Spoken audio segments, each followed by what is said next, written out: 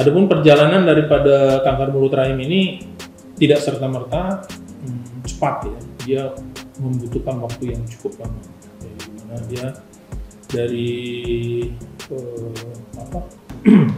dari stadium 0 sampai ke kanker mulut rahim itu dibutuhkan sampai 5-10 tahun.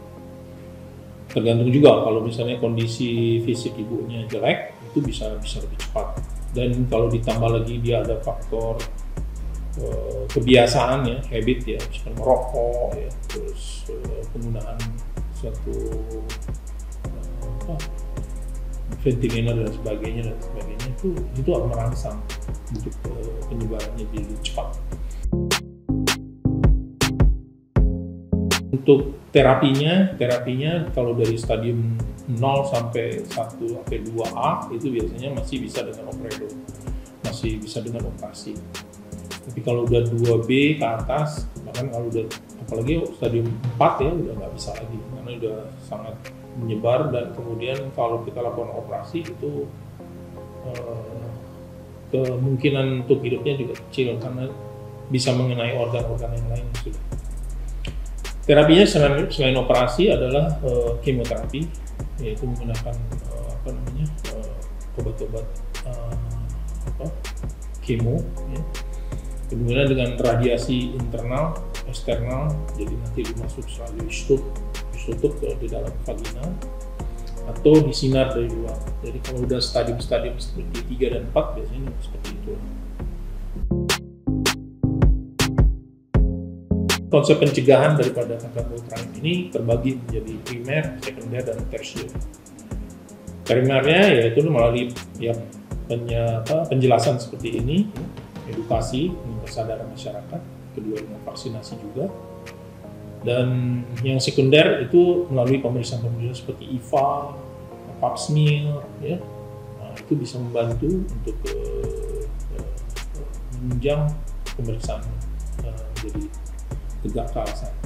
Yang tersier baru tindakan operasi sampai radiasi dan paliatif. Paliatif itu artinya terapi tidak hanya kalau dia pusing, kasih obat pusing kayak gitu.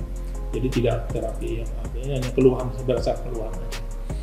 Dari konsep pencegahan primer, sekunder, dan tersier ini akan diharapkan screening mencakup melebihi sekitar 80%.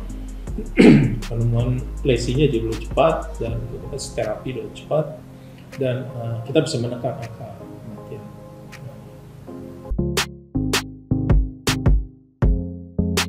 Untuk imunisasi yang sudah banyak beredar itu yang quadrivalen ya, itu dimulai sejak umur 10 tahun. 10 tahun sudah bisa diberikan vaksinasi. Yang banyak beredar ini yang tipe-tipe vaksin Gardasil ya. Ada juga Cefarik, tapi di Cefarik hanya 2 type saja, yaitu yang 11-13 saja. Dan ini sudah untuk bagian anak juga, karena tadi sudah dibilang bisa mulai dari sejak usia 10 tahun, maksudnya usia anak 10 tahun, maka ini sudah dapat rekomendasi dari IDAI, perkumpulan anak ya. Dan ini juga dikenal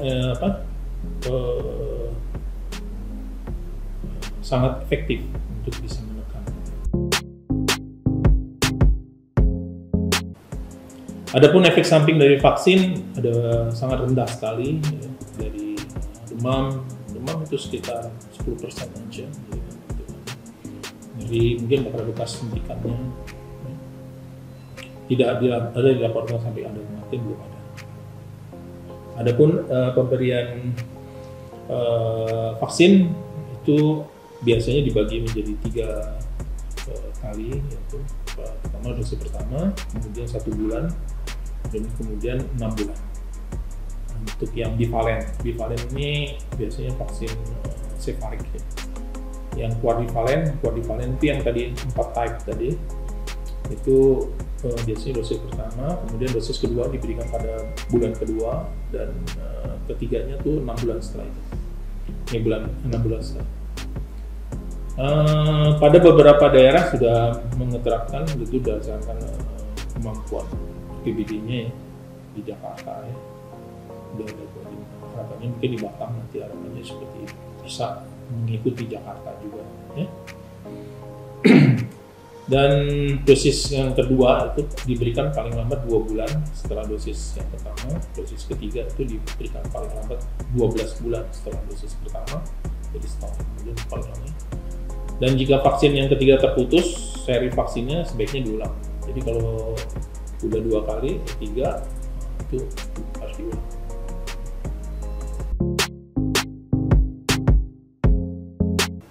Deteksi dininya ya tadi sudah diterangkan bahwasanya ada pemeriksaan dengan tes pap smear dan IVA. Nah, itu bisa dikerjakan di tingkat puskesmas ya.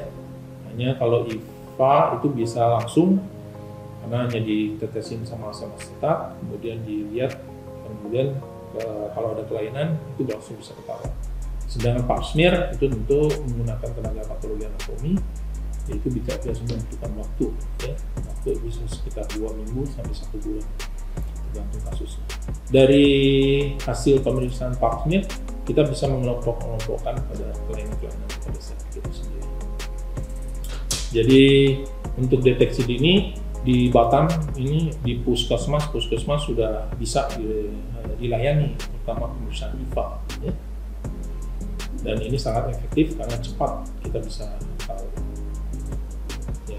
Dari demikian pengembangan saya, dan saya simpulkan bahwa kanker serviks itu tidak diturunkan. Satu, kedua penyebabnya jelas, itu suatu human papillomavirus, dan tahapan prekanser dalam perjalanannya itu yang kita perlukan dengan melakukan deteksi dini ya, secara berkala, baik melalui pap smear maupun IVA. Dan terakhir, harapkan semua wanita Indonesia dari 10 tahun sampai 55 tahun sebaiknya sudah divaksin HPV. Demikian mungkin penjelasan dari saya, kurang lebih saya minta maaf.